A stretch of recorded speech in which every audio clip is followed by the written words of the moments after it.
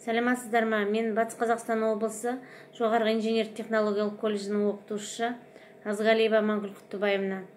Сабақтың тақырыбы бүгінгі Ыбырай Алтынсариннің мейірімді бала, Атымай жомарт және де қазақ хрестоматиясы оқулығы туралы қысқаша айтып өтетін боламын.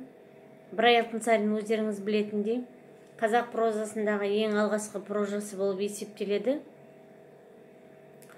Мейірімді бала әңгімесі туралы қысқаша айтатын болсам, Қытайда қол сұғанақтық үшін адамдардың қолын кескен, яғни синонимін айтатын болсақ, қолмен ұрлаған адамдардың қолдары міндетті түрде кесетін болған. Соған байланысты Ыбырай Алтынсарин өзі әңгімесін осыған арқау етіп жазады. Яғни 13 жасар өрімдей қыздың әкесінің осы сұғанақтық үшін қолын кесейін деп жатқан жерінен патшаға барып, менің әкемді, менің отбасымды асырап отқан әкемнің қолын кеспеңізші, менің қолымды кесіңізші деп өтінеді. Патша осындай қытақандай өрімдей қыздың мейірімділігіне таң қалып, оған кешірім берген екен дейді. Берген. Ыбырай Алтынсарин бұл әңгіме арқылы өзі не айтқысы келді?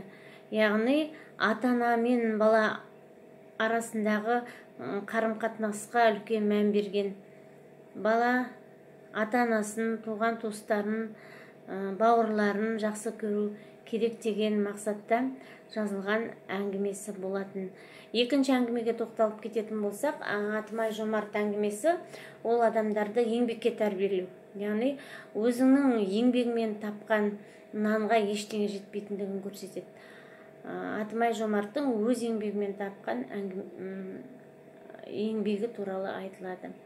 Яғни бұнда еңбек етсең ерінбей, тояды қарның тіленбей, немесе қазақ мақалдарын еске алатын болсақ, айтып кететін болсақ, еңбекпен келген аз тәмді дегендей. Яғни адам ақшаны, нанды, яғни еңбегімен ғана табу керек екендігін көрсетеді. Енді қазақ хрестоматиясына келетін болсам, қазақ хрестоматиясын Ыбырай Алтынсарин білім мен тәрбиенің ең басты көзі ол оқулық. Яғни балалар білім ала отыра, осы оқулықтан білім ала отыра ғана өздерін тәрбиелей алады деген мақсатта өзінің оқулығын 1876 жылы ең алғаш бастап жазады, бірақ та 1879 жылы оны Орынбор қаласында басып шығарады. Бұл кітабында балаларға арналған өлеңдер мен кішкентай ғана шағын тәрбиелік мәні зор әңгімелер басылып шығарылған. Бұл қазақ хрестоматиясын ол орыс алфавитіне негіздеп жазған. Балалар, енді мен сіздерге қазір 3 тапсырма бергім келіп тұр. Сол тапсырмаларды орындап маған жібере қойыңыздар. Бірінші тапсырма осы мейірімді бала мен Атымай жомарт әңгімесіндегі кейіпкерлерге мінездеме бересіздер.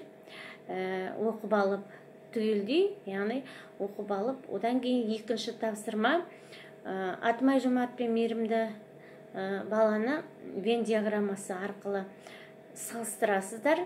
Үшінші тапсырма осы әңгімелерге байланысты мақал мәтелдер жазып жібересіздер. Сау болыңыздар.